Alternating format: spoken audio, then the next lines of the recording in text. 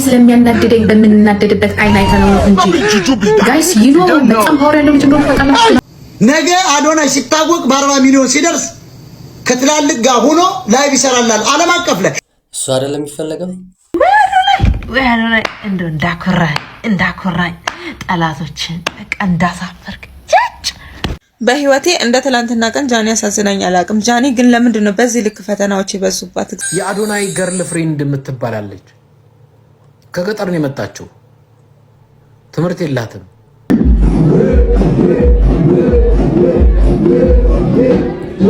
አንቺ ወጣት ነች። ማን ስቡሽ ነው ለብልጽግና ለመገረድ የመጣሽው? ይሄ እሺ ስራ የለውም። ይሄ ዝናና ገንዘብ ለመሰብሰብ ነው። አይኑ አዶናይ። ሰላም ጤና ይስጥልኝ ጋይስ፣ እንደምን አደራችሁ እንደምን ዋላችሁ? እኔ እግዚአብሔር ይመስገን ደህና ነኝ። እንግዲህ እንደተለመደው አዳዲስና ወቅታዊ መነጋገሪያ ጉዳዮችን ይዤላችሁ መጥቻለሁኝ። አብራችሁን እስከመጨረሻ እንድትቆዩ በትህትና ጠይቃችኋለሁኝ። ይህንን ቪዲዮ እንግዲህ ሁሉም ጋር እንዲዳረስ ላይክ በማድረግ ሼር አድርጉ።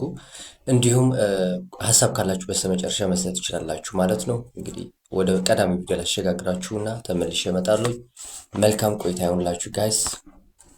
በህይወቴ እንደ ትላንትና ቀን ጃኒ ያሳዝናኝ አላቅም። ጃኒ ግን ለምንድን ነው በዚህ ልክ ፈተናዎች ይበዙባት? እግዚአብሔርና ምን አደረገቻችሁ ግን? ለምንድን ነው እንደዚህ ክፉ የሆናችሁባት? እሷም እኮ እህታችሁ ናት።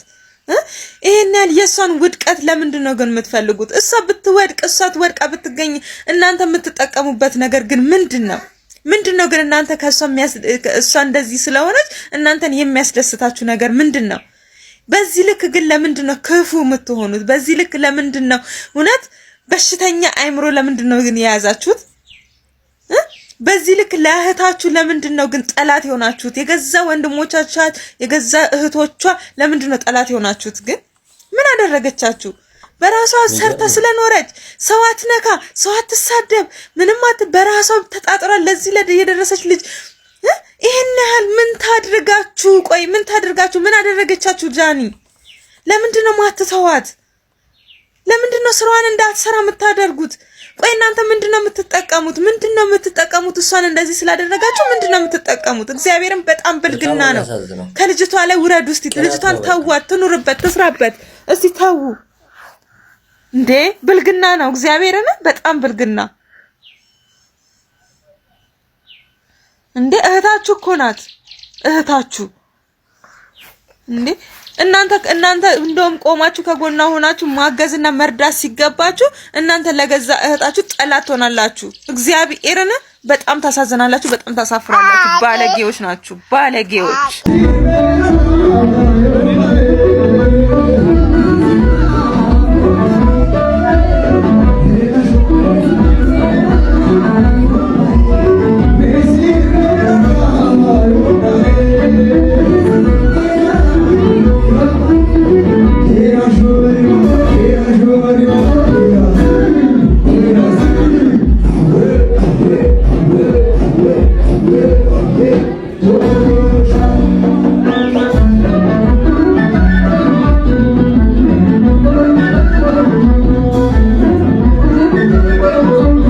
በነገራችን ላይ ከዚህ ወደዚህ ይሄንን ነገር ማለት ነው እኔ አየሁኝና ምን እንዳሰብኩ ታውቃላችሁ? ለምን አዶናይ የቱሪዝም አምባሳደር አይሆንልንም? የኢትዮጵያ ቱሪዝም አምባሳደር ለምን አይሆንልንም ብዬ አሰብኩ። ምክንያቱም ከዚህ በፊት አይታችሁ ከሆነ በኤአይ አኒሜሽን ነበር ይሄ ልብስ እያለበሷቸው የምንወዳቸውን ካራክተሮች ቲክቶከሮች ምናምን የውጮቹን በኤአይ አኒሜሽን ያለበሷቸው ለኛ የሚለቁልና እኛ በጣም እንዝናናበት ነበር። አሁን ግን ወደ ሪል ተቀይሯል። ወደ ሪል ተቀይሯል እና ምን ታስባላችሁ?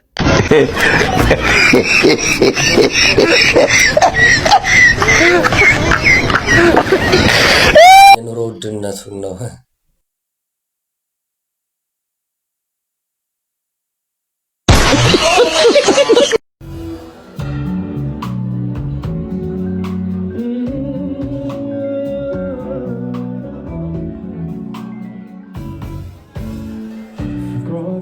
የሰለቸነው እንኳን አይመስለኝም። ዲለን ፔጅ ወደ ኢትዮጵያ መምጣቱ ባይዘዌ እንደ ማንኛውም ኢንተርናሽናል ኢንፍሉዌንሰር መምጣት እንዳታዩ። Guys, it is time to begin our biggest video ever. ዲለን ፔጅ ዜናን በኢንተርቴይንመንት መልኩ ከሚያቀርቡ ኮንተንት ክሬተሮች አንዱ ነው። ቪዲዮዎቹ ፈጣን፣ ሲምፕል እና ለመረዳት ቀላል ናቸው። ሶ እንደዚህ አይነት ኮንተንት ክሬተር ወደ ኢትዮጵያ ሲመጣ ሰዎች ጀስት አንድ ቱሪስት እንደመጣ ብቻ አይደለም የሚያስብ፣ ኢትዮጵያን በዓለም መድረክ ማሳያ ትልቅ ቻንስ አድርገው ነው የሚያስብ።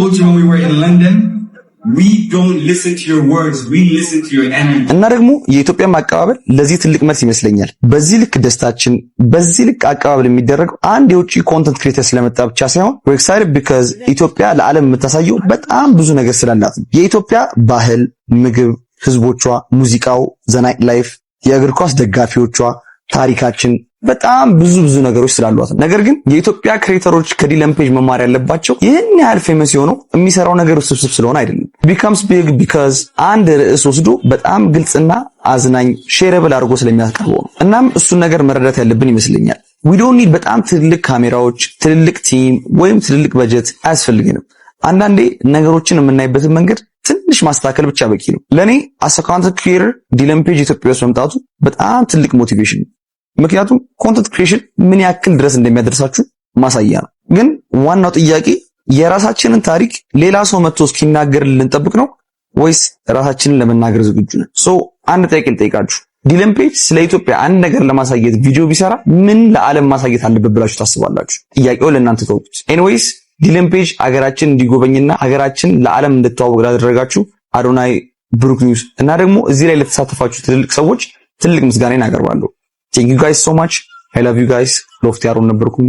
See you next time. መንግስት አዶናይን የሀገሪቱን ትልቁን ሽልማት መሸለም አለበት። በዚህ ጉዳይ ማህበራዊ ሚዲያው ለሁለት ተከፍሏል። ግማሾቹ አዶናይ ለራሱ ኢንተርናሽናል ለመሆን የማህበራዊ ሚዲያው አቴንሽን ከሱ ስለተወሰደና አሁን ላይ ሰልችቶናል ሲባል ስለነበረና ቫይራል መውጣት ስላቃተው ያጣውን የማህበራዊ ሚዲያ አቴንሽን መልሶ ለማግኘት እየሞከረ ነው። እንዲሁም ዴላን ፔጅን የጋበዘው ሌላ ሰው ሆኖ ሳለ ነገር ግን አዶናይ መሃል ላይ በመግባት አቴንሽን ለመሳብ እየሞከረ ነው በማለት የራሳቸውን ሐሳብ ሲሰጡ፣ ሌሎች ደግሞ አዶናይ አሁን ላይ እየሰራ ያለውን ስራ የቱሪዝም ሚኒስቴሩና መስሪያ ቤቱ መስራት የነበረባቸው ነገር ግን እነሱ መስራት ያልቻሉትን መስራት ቢፈልጉ እንኳን ወይም ቢሰሩ እንኳን በአዶናይ ልክ መስራት የማይችሉትን ነው የሰራው። ከዚህ በፊት በአይሾ ስፒድ፣ አሁን ደግሞ በዴላን ፔጅ አዶናይ አቅሙን እያሳየ እንዲሁም ደግሞ ለሀገሪቱ ትልቅ ውለታ እየዋለ ሀገሪቷን እያስተዋወቀ ነው ያለው። ስለዚህ አዶናይ የሀገሪቱን ትልቁን ሽልማት መሸለም አለበት። እንዲሁም መንግስት እውቅና ሊሰጠው ይገባል። እንዲሁም በሚሰራቸው ስራዎች አዶናይን መንግስት ሊያግዘው ይገባል በማለት የራሳቸውን ሐሳብ ይሰጣሉ። እናንተስ የትኛው ሐሳብ ትክክል ይመስላችኋል? የምርም አዶናይ እያደረገ ያለው አቴንሽን ፍለጋ ነው ወይስ አዶናይ ለራሱ ኢንተርናሽናል ሆኖ ሀገሪቷንም ኢንተርናሽናል ያደረጋት? ሐሳባችሁን ኮሜንት አድርጉልኝ።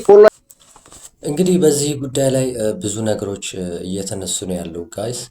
እንግዲህ የእናንተን ሐሳብ ማስቀመጥ ትችላላችሁ ማለት ነው። እንግዲህ አዶናይ እነ ዲላን ፔጅ አንዳንዶች ሰዎች ካመጣ እንግዲህ ሀገራችንንም ትተዋወቃለች። እንዲሁም አዶናይ ራሱ እንግዲህ ታዋቂነት ያገኛል ማለት ነው። እንግዲህ የአዶናይ ፍላጎት ኢንተርናሽናል መሆን ነው። ያ ደግሞ ኢንተርናሽናል ቢሆኑ እንኳን ለሀገራችን እጅግ ጥቅም አለው እና ጥሩ ነገር ነው ብዬ ነው እንደዛ ነው ማስበው እኔ ጋይስ። የእናንተን ሐሳብ ማስቀመጥ ትችላላችሁ። ለከሰረ የፖለቲካ መንገድ አይምሮም ጊዜ የሌለው ትውልድ ተፈጥሯል። የኛ ትውልድ ይለያል ብለው በምክንያት ነው። እውነት ለመናገር አዶናይን ላመሰግን የመጣሁት ተምረናል፣ አንብበናል፣ ለኢትዮጵያ እንቆረቆራለን፣ አክቲቪስት ነን የሚሉ ፖለቲከኞች የኢትዮጵያን ቁልቁለትና ኪሳራ በዓለም አደባባይ ለማሳየት ሌት ተቀን ሲጋጋጡና ሲታገሉ፣ የኛ ትውልድ ግን በዓለም አደባባይ ኢትዮጵያን ከፍ አድርጎ ለማሳየት እየተጋ ነው። ለዛ ነው ወጣት ትውልድ አዲስ ትውልድ ለዚህ ሀገር ያስፈልጋል የምለው። ለዛ ነው የጠቅላይ ሚኒስትሩን ራዕይና ሐሳቡን ተቀብለን አብረን ነው የቆምነው። ብዙ እልፍ ወጣቶች የከሰረ ፖለቲካ፣ የመጠላለፍ ፖለቲካ 90 80 70ዎቹ ጋር የነበረ የጃጀ ፖለቲካችሁን አፈርፍራችሁ እዛ በዳቦ ትበሉታላችሁ። አዶናይ ግን በጣም ነው የምናመሰግነው። እውነት ለመናገር እንደ አንድ ኢትዮጵያዊ ወጣት አገራችንን በዓለም አደባባይ ከፍ አድርገ ለማሳየት ሌት ተቀን ስለተጋ ከሱ ጋር የነበራችሁ ወጣቶች በጠቅላላ ጎበዞች፣ ጀግኖች ናችሁ። የኛ ፖለቲከኞችና አክቲቪስቶች ለምን ድራፍት ቤት ተሰብስባችሁ ድራፍት አትጀምሩ? ምንም እኮ በቃ እኛ እኮ እድል አንሰጣችሁም ብለናል። ውሃ ጠጡ እስኪ። ብዙ ያልታየ ቪዲዮ ነው ያለው ጋይስ፣ በጣም ብዙ ቪዲዮ ማለት ነው ያላየ ነው።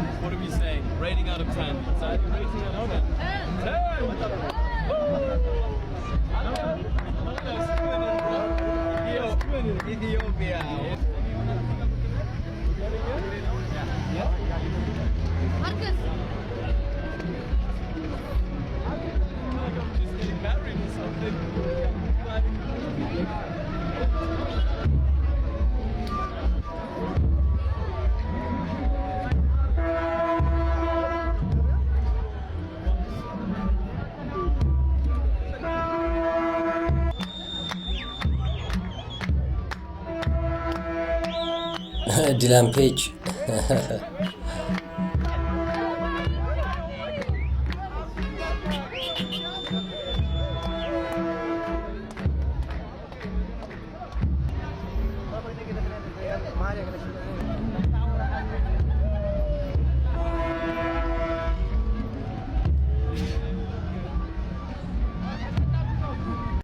ነገ አዶናይ ሲታወቅ በ40 ሚሊዮን ሲደርስ ከትላልቅ ጋር ሆኖ ላይቭ ይሰራላል። ዓለም አቀፍ ላይ ትግሬ ወርቅ እንደሆነ ትግሬ ሀገር እንደሰራ ትግሬ እሱ እንደሆነ ትግሬ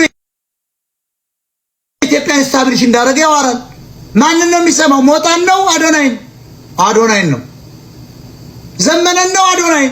አዶናይን ነው። አብይን ነው አዶናይን የሚሰማው? አዶናይን ነው። ለምን? ብዙ ዓለም አቀፍ ተከታይ ያፈሩለት ነው። ትግሬ እንደዚህ ነው የሚያስብ። እኔ አደንቃቸዋለሁ። እኔ ትግሬ ጥላቻ የለብኝ። በጣም አደንቃቸዋለሁ።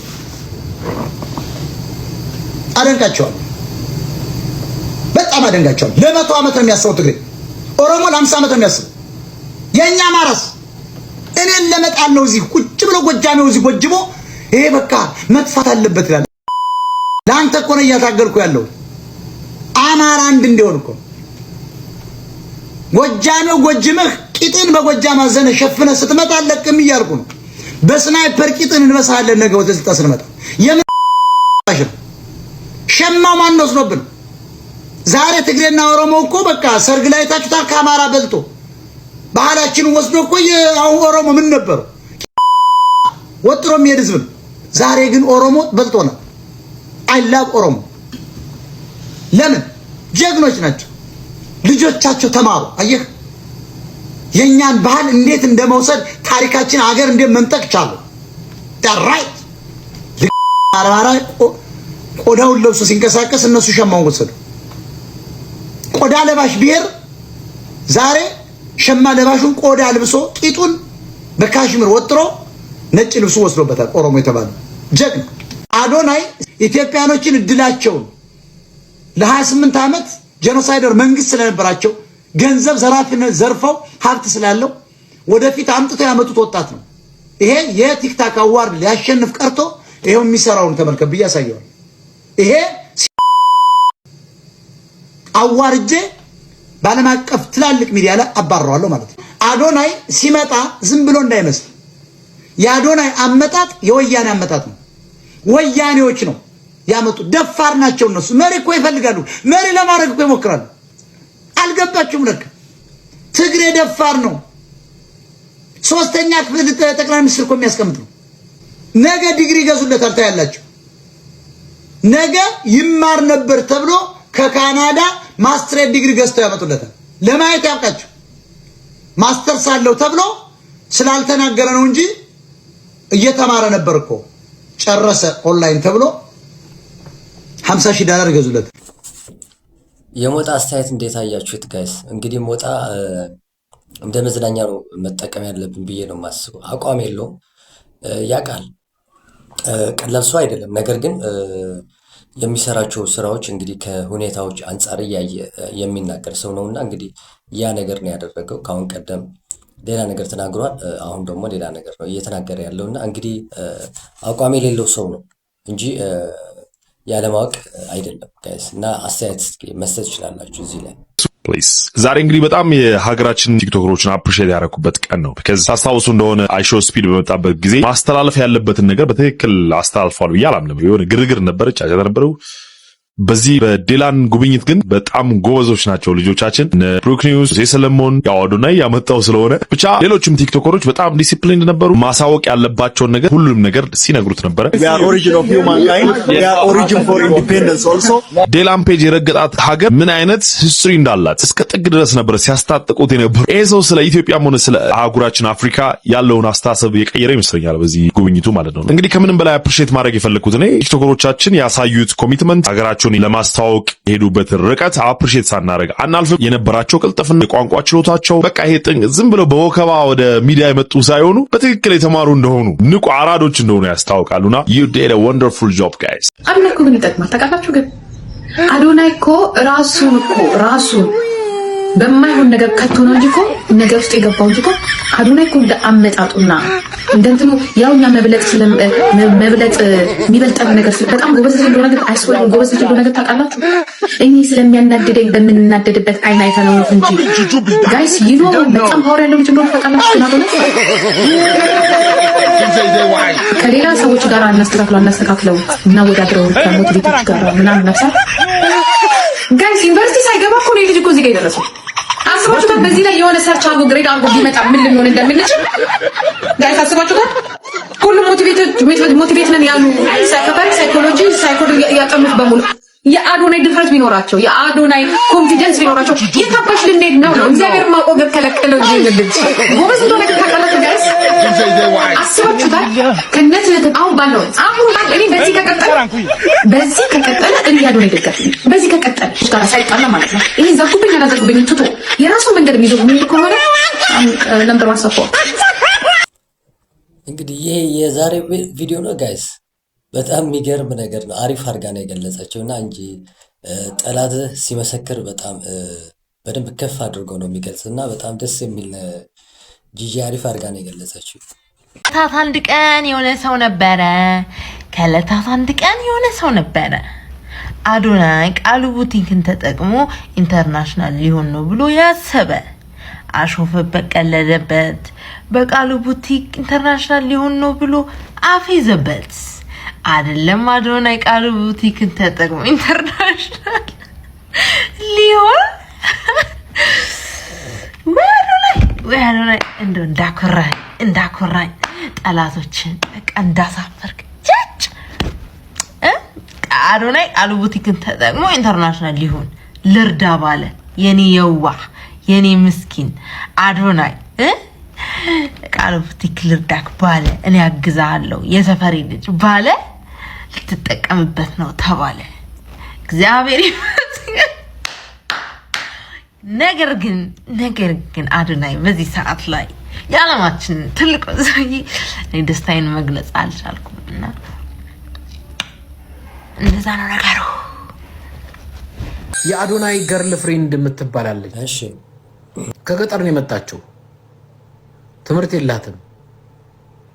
ይዝናውዝ የስናኑም በብቅጡ አታውቀውም። እኔ እኮ የምነዳው የ5 ሚሊዮን መኪና ብር የሚያወጣ መኪና ነው ትላለች። ጌስዋት ኢትዮጵያ ውስጥ ያለ ሜዲካል ዶክተር ኮንዶሚኒየም ተከራይቶ መኖር አይችልም። እሱ ያዛት ገርል ፍሬንድ የ5 ሚሊዮን ነው የምነዳው። እውቀት አላት የለም ምንም። አንድ ደውና ወዝ በቅጡ ማታቅልኝ ምን ስለሆነች ቲክቶከር። የስ ቲክቶከር የቲክቶከር ቆርቆሮ ዶንቆሮ የሚመራት ኢትዮጵያው ነው። ቲክቶከርና ዩቲዩበር የ5 ሚሊዮን መኪና ይነዳል፣ ትልልቅ ቤት ይኖራል። ዶክተሩስ ኢትዮጵያ ውስጥ በልቶ ማደር አይችልም። ዩቲዩበር ነው በነገራችን ላይ ኮንዶሚኒየም ተከራይቶ መክፈል አይችልም። ሜዲካል ዶክተር፣ የዩኒቨርሲቲ መምህራን የት ያድራሉ? ዶርምተሪ ያድራሉ። ከማጋ ከተማሪው ጋር። ለምን? ቤት ኪራይ መክፈል አይችሉም። የዩኒቨርሲቲ መምህራን። የሃይማኖት አባት የሚባል የለም። ሃይማኖት አባት የሚባለው አሁን ኦህዴድ በየሃይማኖቱ ያሰለፈው ነው። ኦርቶዶክስ ውስጥ ኦህዴድ ራሱ የራሱን ካድሬ ሽሟል። የያዙት መስቀል ብቻ አይደለም፣ እንደ ጮቤም ያገለግላል። ካልሳምክ በመስቀሉ ከመቱ ይሰካብሃል። ስለዚህ ኦህዴድ መስቀል አሰልፎ በየቤተ ክርስቲያኑ ኦርቶዶክስ ውስጥ ያስገባው እንደ ጮቤም ያገለግላል መስቀሉ፣ እንደ መሳምም ያገለግላል። ፕሮቴስታንት ጋር ፕሮቴስታንት ነብይና ሐዋርያ የሚባል በሙሉ ወንበዴ ወሮ በላ ተለቋል። ወሮ በላ በፕሮቴስታንት ነብይ ነኝ ሐዋርያ ነኝ የሚል እኔ ፕሮቴስታንት እንደዚህ ተዋርዶ አያውቅም። እንዳለ የዱርዬ ማለት ነብይና ሐዋርያ ብሎ በየቤተ ክርስቲያን እየከፈተ የሚጮሁ በሙሉ ወሮ በላ ዱርዬ። ሙስሊሙ ጋር እንሂድ። በተመሳሳይ ሼክ ምናምን የሚባል አሁን የሙስሊሙ ዋናው የተመረጡት ሀጂ እንድሪስ ማን ነው? ሀጂ ሙፍቲ እንድሪስ ነው ማነው ስማቸው? እሳቸውን አውርደው አባረው አሁን የሾሟቸው አሉ። ካድሬ ናቸው። አንቺ ወጣት ነች። ማን ስቡሽ ነው ለብልጽግና ለመገረድ የመጣሽው? የአዲስ አበባን ውበት የኢትዮጵያን ድምቀት አስተዋውቂያለሽ ማን ነው? አንቺ ማን ነው አስተዋውቂያለሽ? ማን ነው ያለሽ? ይሄ እሺ ስራ የለውም።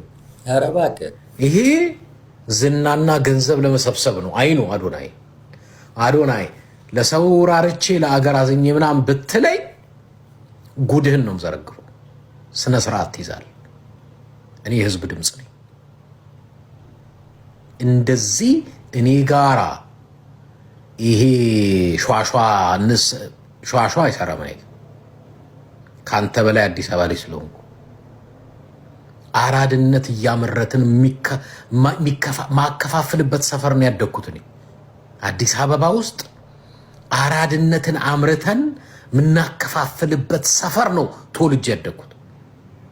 ከዛ በኋላ ያከፋፈልነው አራድነት ከአዲስ አበባ አልፎ ለየክልሉ እንትን ይደረጋል፣ ኤክስፖርት ይደረጋል፣ ይላካል። ከሌላ ሰፈር መጥተህ እኛን አዲስ አበባን ፋራ ለማድረግ እንዳታስቡ።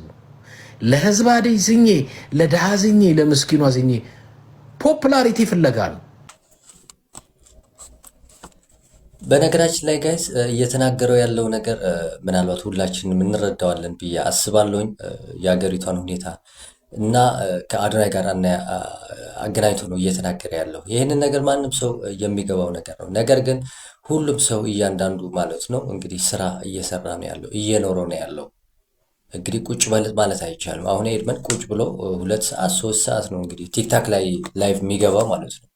እንግዲህ ስራ ነው እየሰራ ያለው። ስለዚህ አዶናይም ስራ እየሰራ ነው ያለው። አንዳንድ ነገሮች መስራት ካለበት ደግሞ ይሰራል ማለት ነው።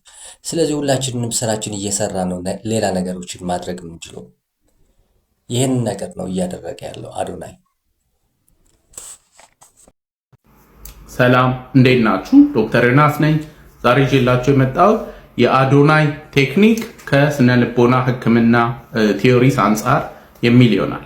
አዶናይ በአሁኑ ሰዓት እንግዲህ በጣም ብዙ ተከታዮች አሉት፣ ብዙ ነገር ያደርጋል፣ በጣም ኮንፊደንት ነው።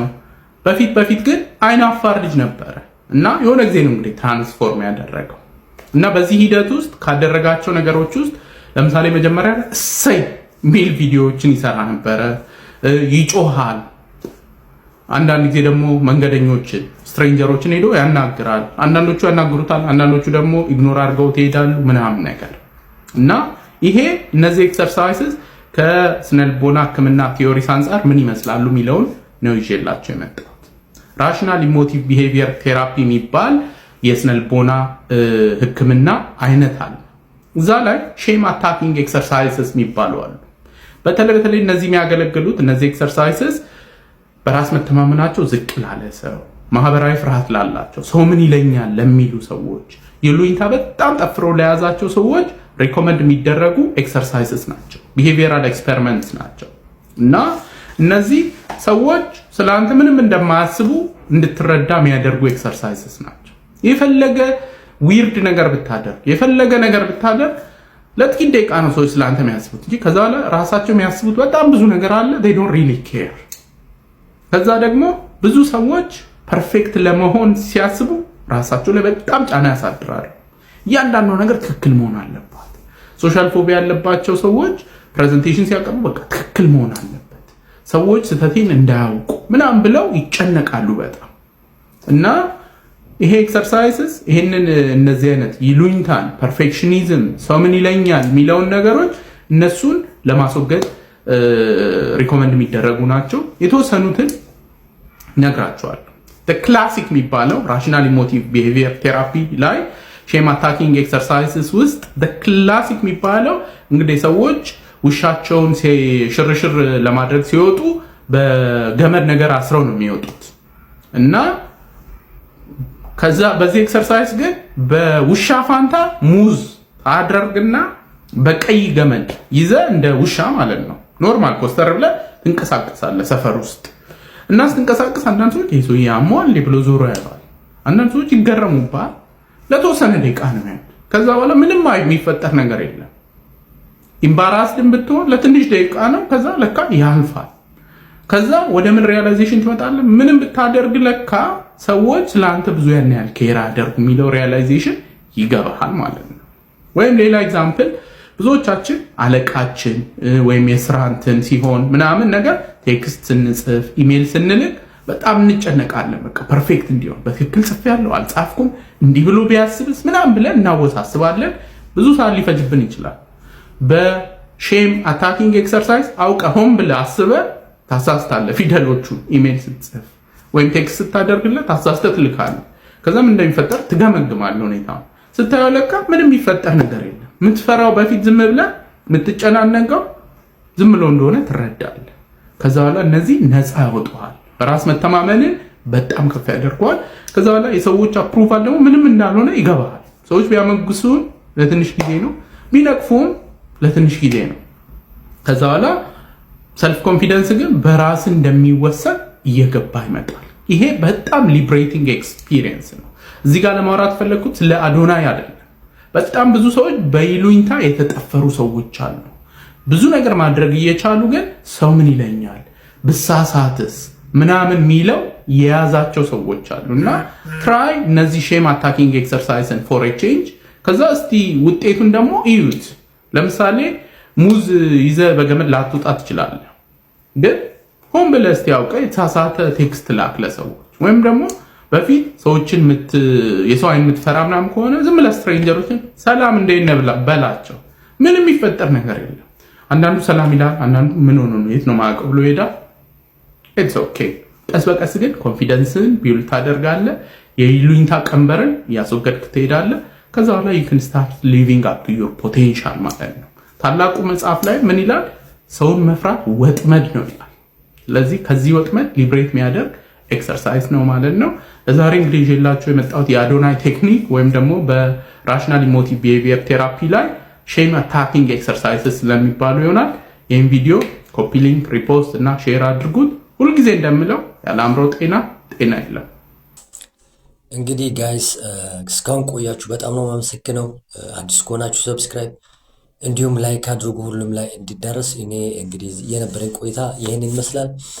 አዲስ ከሆናችሁ ሰብስክራይብ እንዲሁም ላይክ አድርጉ። ሀሳብ ካላችሁ ኮመንት ላይ መጻፍ ትችላላችሁ ማለት ነው። ሰላም ጤና ይስጥልኝ።